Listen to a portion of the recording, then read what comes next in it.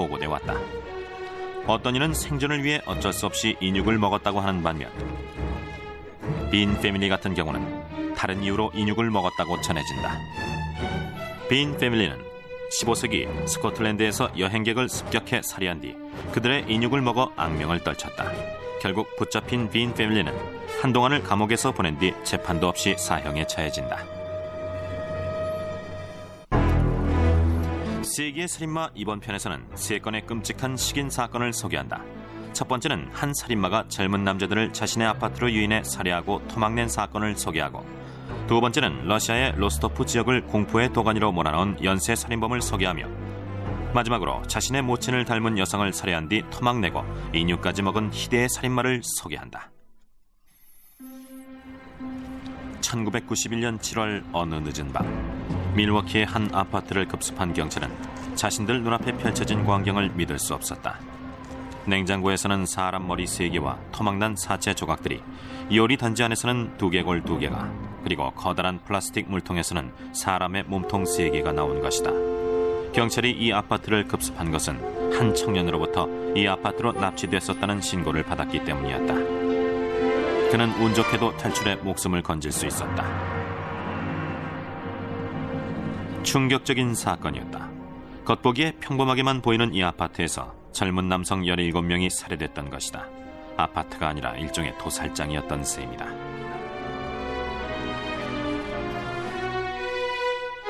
(13년) 동안 이들 17명을 살해한 범인은 바로 제프리 다머였다. 그는 시신들을 토막낸 뒤 요리까지 해먹은 것으로 드러났다. 다머가 첫 범행을 저지른 것은 그가 오하이오의 부모집에서 살고 있었던 18살 때, 거리에서 만난 여행객을 집까지 데리고 온 다머는 그와 맥주를 몇 잔 나눠 마셨고, 갑자기 그가 떠나려고 하자 목졸라 살해했다. 그의 실종 사건은 이후 13년 동안 미제로 남아 있었다. 희생자의 이름은 19살의 스티븐 힉스였다. 당시 사건 정황에 대한 경찰의 설명이다. When Jeffrey picked up a barbell and struck him in the backside of the head, he later then strangled him with the same barbell and then took him to a location where the body was dismembered, and then later, several days later, took the body parts and disposed of them. 다머의 범행이 얼마나 치밀했는지는 그가 경찰에 힉스의 시신을 은닉한 위치를 알려주었음에도 경찰이 그의 시신을 찾는 데 큰 애를 먹은 데서도 잘 드러난다. 친구들은 다머를 괴짜로 기억하고 있었다. I felt real strongly always like something very tragic was going to happen. 대학에 낙방한 다머는 군에 입대한 뒤 간호당번병으로 독일 주둔 미군에 배치된다. 하지만 그는 심한 음주병으로 2년 만에 제대하고 만다.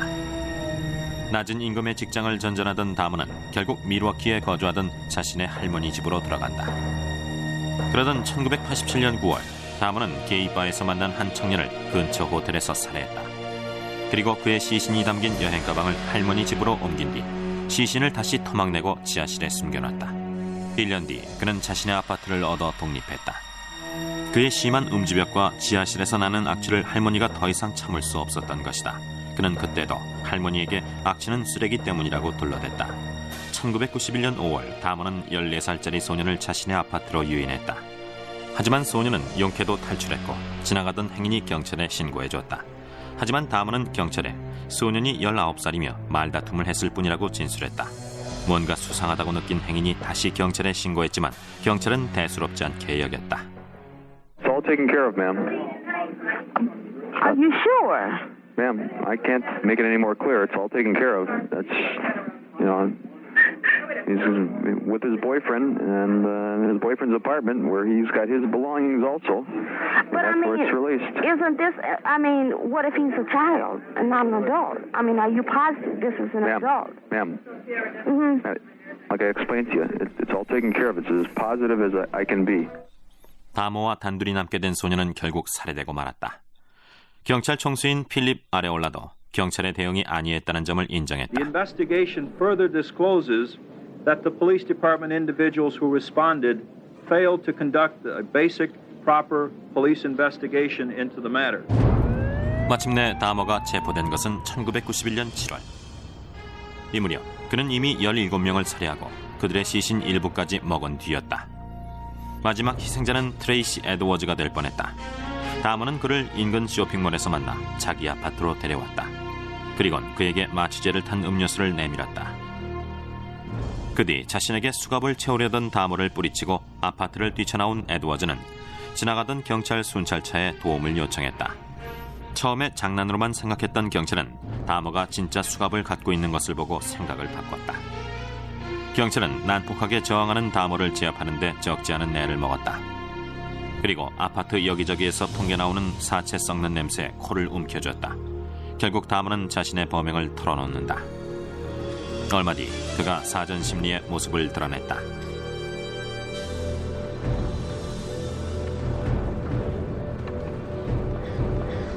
판사가 기소 내용을 읽는 중에도 그는 아무런 표정 변화를 보이지 않았다. 밀워키 최대의 연쇄살인범 수사는 이렇게 막을 내리게 됐다.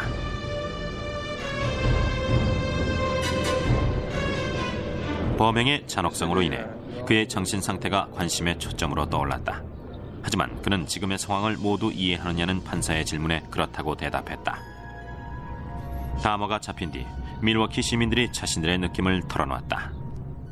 3 years ago, this was probably the safest, one of the safest cities in the country to live. 다머의 재판은 1992년 1월에 시작됐다. 검찰은 15건의 살인 혐의로 기소된 그의 심신상실로 인한 무죄 주장을 일축했다. 재판 과정에서 그의 잔혹한 범죄 행위가 낱낱이 드러났다. We're not talking about an urge to eat chocolate-covered donuts. We're talking about an urge for corpses. Wisconsin versus Jeffrey Dahmer. 2월 다머의 유죄가 인정되고 이틀 후 로렌스 그램 판사는 그에게 15번의 연속 종신형을 선고했다.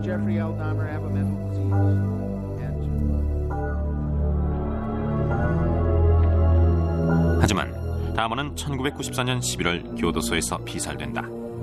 동료 주에스가 그의 머리를 쇳덩이로 내려친 것이다. 러시아 남부에서 가장 큰 도시인 로스토프에서 1990년까지 수십 명이 실종되는 의문의 사건이 일어났다. 이들 실종자들 중 몇 명의 시신은 사지가 참혹하게 절단된 채 돈 강둑과 시 외곽의 숲 그리고 들판에서 발견됐다. 경찰은 여행객을 노리는 철도 근무자의 범행으로 보고 수사에 들어갔다. 3,000명이 넘는 경관들이 범행 장소 인근 철도역들에 배치됐다. 하지만 경찰의 경계 강화를 비웃듯 2건의 살인사건이 연이어 터졌다. 범인은 돈 레스코스 역의 삼엄한 경계망을 뚫고 희생자들을 데리고 유유히 사라진 것이다. 일이 이쯤 되자 주민들의 공포심은 더욱 커졌고 범행이 다시 일어나기 전에 범인을 잡아야 한다는 목소리가 더욱 높아졌다. 미궁 속을 헤매던 사건이 마침내 해결된 것은 1990년 11월. 경찰은 그때까지 한 남자를 유력한 용의자로 보고 감시의 고삐를 늦추지 않았다. 그러던 중 이 용의자가 소년 2명을 납치하려 하자 경찰은 기다렸다는 듯이 그를 체포했다.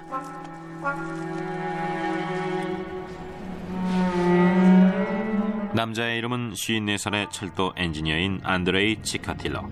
처음 그는 아이들에 대한 변태 성행위를 제의하고는 자신의 결백을 강력하게 주장했다. 그러자 경찰이 정신과 의사인 알렉산더 부카노프스키를 불러들였다. When I started working with Chikatilo, I gave him the psychological profile which I had written for the investigators. I said, read it and tell me if I understood you or not.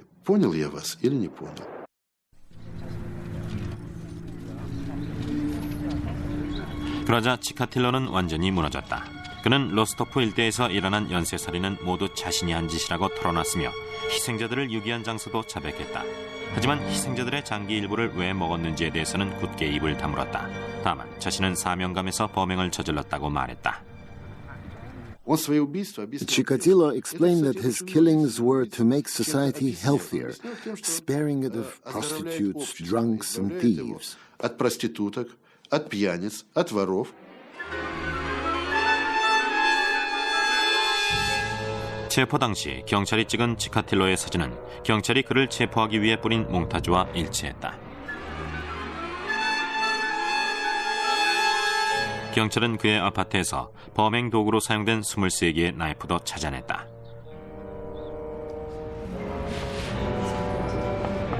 그는 무려 13년 동안이나 살인 행각을 벌이며 시신 일부를 먹는 만행도 서슴지 않았다.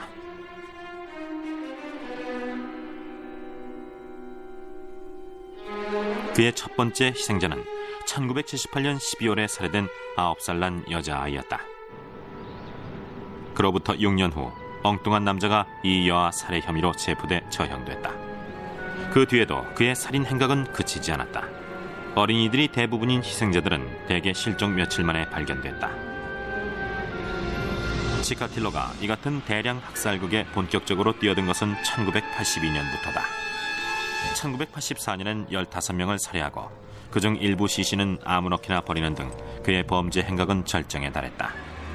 치카틸로에 이끌려 범행 현장을 찾은 수사관들은 그의 범행 규모에 혀를 내두르지 않을 수 없었다. 그가 러시아 역사상 최악의 집단 살해범이란 사실은 분명했다. 치카틸로가 로스토프 메인 법정에 처음 모습을 드러낸 것은 1992년 4월. 이미 16개월 동안 수감 생활을 한 뒤였다.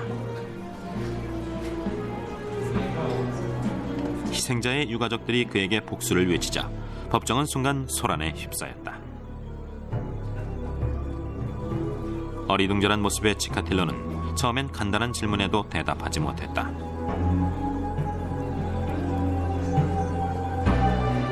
그의 죄목은 53건의 살인. 그가 법정에서 보여준 행동 하나하나는 그가 온전한 정신을 갖고 있지 않다는 것을 보여주기에 충분했지만 심리 전문가들은 그가 지극히 정상이라 판단했다.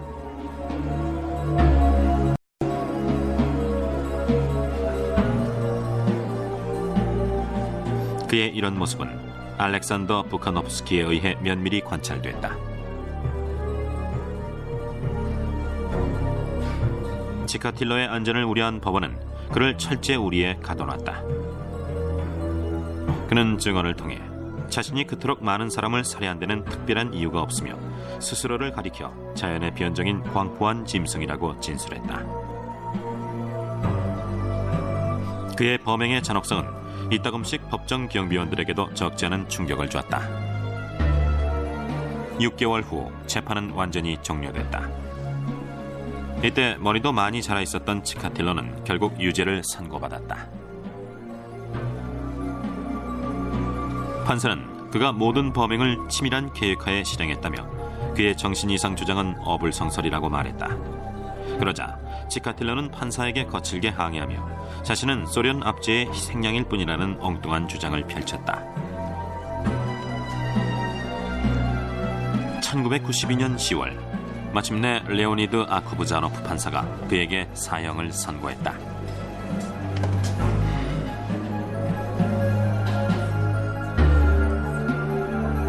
희생자 유가족들의 오랜 기다림에 종지부를 찍는 순간이었다.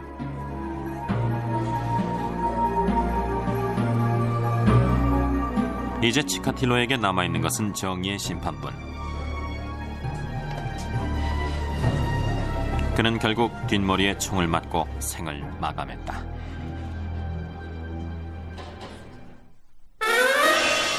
그로부터 35년 전 또 다른 살인마 하나가 여성 2명을 살해하고 15명의 시신을 무덤에서 파헤쳐 토막낸 혐의로 평생을 정신병원에서 보내게 된 사건이 일어났다. 위스콘신주의 플레인필드. 미국 중서부 지방의 중앙에 위치한 이 마을 이름처럼 적절한 이름도 없을 것이다. 1954년 당시만 해도 이곳은 몇 채의 농가와 주택, 상점, 그리고 호간네란 바 말고는 아무것도 없었던 그야말로 시골 중의 시골이었다. 그러던 1954년 12월 어느 날 바 주인인 메리 호간이 의문의 실종을 당한다. 그녀의 실종을 최초로 인지한 것은 농부였다. 한잔하기 위해 들렀던 바가 텅 비어있고 마룻바닥에 말라붙은 핏자국과 빈 탄창이 떨어져 있는 것을 수상하게 여긴 그가 경찰에 신고한 것이다. 경찰이 일대를 샅샅이 뒤졌지만 아무것도 나오지 않았다. 단서 하나 남기지 않고 증발한 것이다. 그렇지만 그녀에게 무슨 문제가 생긴 것만은 분명했다. 이때 자신의 모친이 죽은 후 혼자 생활해왔던 50대 중반의 내성적인 남자 에드 게인이 농부에게 메리의 소재를 안다고 말했다. 하지만 농부는 그의 말을 귀담아 듣지 않았다. 그로부터 3년이 흐른 1957년 11월 플레인필드의 사슴 사냥철이 다시 찾아왔다. 에드 게인은 농장 출신이긴 했지만 사냥을 좋아하진 않았다. 대신 그는 마을의 하나뿐인 총포점으로 가 진열장에서 신형 라이플을 꺼낸 뒤 그 자리에서 가게 주인인 버니스 워든의 등을 쏴 죽였다. 그 다음 게인은 워든의 시신을 트럭에 짐칸에 던져넣은 뒤 트럭을 몰고 다시 자신의 농장으로 돌아왔다. 워든 실종 소식은 순식간에 온 마을로 퍼졌다. A horrible crime like this committed in their midst. These were very warm people, friendly people, unsuspecting people. 경찰은 에드 게인을 용의자로 체포하고 취조에 들어갔다. 하지만 그는 자신의 결백을 주장했다. 그럼에도 경찰은 그가 범인임을 확신했다. 주민들의 공포심은 커져갔다. I watched the late news at 10 o'clock and the newsman said that there had been a murder in Plainfield, but they didn't say who or what kind or anything. So I ran across just the little driveway and asked Irene if she knew anything about it. And she said yes, that it was Mrs. Worden that was killed. And she said, you'll never guess who they picked up. And I said, well, who was that? She said, Eddie Gein. And we couldn't, either one of us, believe that he would hurt anybody. And that was really all she knew. So we discussed it, and we just knew Eddie wouldn't hurt a fly. So I went home and locked my door for the first time in years. 경찰이 게인의 가택 수색에 들어갔다. 그의 집은 시장바닥처럼 완전히 난장판이어서 수사관들은 어디서부터 시작해야 할지 전혀 갈피를 잡지 못했다. 원하는 것을 찾지 못하리란 것은 분명해 보였다. 전기마저 들어오지 않았기 때문에 손전등을 사용해 앞길을 밝혀야 했다. 마침내 어느 한 방으로 들어선 수사관들은 충격을 감추지 못했다. 마치 박제된 사슴처럼 여성의 목없는 시신이 천장에 매달려 있었기 때문이다. 수사관들은 썩은 냄새가 나는 쓰레기와 부서진 가구, 더러운 옷가지들을 샅샅이 뒤졌다. 그리고 메리 호건의 유해와 적어도 9개의 신원을 확인할 수 없는 머리, 그리고 게인이 집안 여기저기에 버려놓은 시신 조각들을 발견했다. 증거를 들이밀자 게인은 결국 1954년과 57년에 각각 메리 호간과 버니스 워든을 살해한 사실을 실토했다. 그는 또 연고자 없이 사망한 여성들의 무덤을 파헤쳐 그들의 시신 일부를 먹었다고 진술해 수사관들을 경악해 했다. 법원은 게인이 정상적으로 재판을 받을 수 있는 상태가 아니라고 판단해 그를 1958년 1월 주립 정신병원에 수감시켰다. 그로부터 10년 뒤 그가 정상으로 돌아왔다고 판단한 법원이 그를 법정에 세웠다. 하지만 법원의 생각과는 달리 그는 여전히 정상이 아니었다. 플레인필드의 도살자 에드 게인은 다시 수감됐다. 1974년 2월 게인이 간절하게 석방을 탄원했다. 하지만 판사는 이 노쇠한 정신병자가 아직 사회에 복귀할 시점이 아니라며 석방을 불허했다. 심리 전문가들은 게인이 살인을 저지르고 무덤까지 파헤친 것은 죽은 어머니에 대한 강박관념 때문이라고 결론지었다. 비록 게인이 어린 시절 술주정뱅이 남편에 대한 혐오감을 갖고 있던 어머니로부터 버림받긴 했지만 게인은 여전히 자신이 사랑했던 유일한 여인인 어머니에 대한 대체물을 찾고 있었다는 것이다. 미국 전역을 떠들썩하게 만든 이 사건은 결국 죽은 어머니에 대한 강박관념이 살인 충동을 일으킨다는 내용의 역사상 가장 유명한 공포 영화로 손꼽히는 사이코의 모티브가 됐다. 로버트 블록의 동명소설을 원작으로 한 사이코는 알프레드 히치콕이 연출했다. 영화 속에서 게인의 농장은 도로변 모텔로 다시 태어났다. 하지만 영화 속에서는 실제 개인이 저지른 잔혹성보다는 약하게 그려졌다. 에드 게인은 1984년 7월 사망했다. 그리고 자신이 그토록 흠모에 맞지 않던 어머니 곁에 묻혔다. 역사를 통틀어 인육에 말할 수 없는 욕을 느꼈던 사악한 살인마들의 사례는 적지 않다. 제프리 다머와 안드레이 치카틸로는 자신들의 욕망을 충족시키기 위해 70명 이상을 살해했다. 하지만 시신을 파헤치고 이를 먹기까지 한 에드 게인의 범죄 행각은 이들보다 훨씬 심각했다. 세 사람 모두 지금은 죽고 없지만 제2, 제3의 에드 게인이 우리 주변에 숨어 있을지는 아무도 모를 일이다.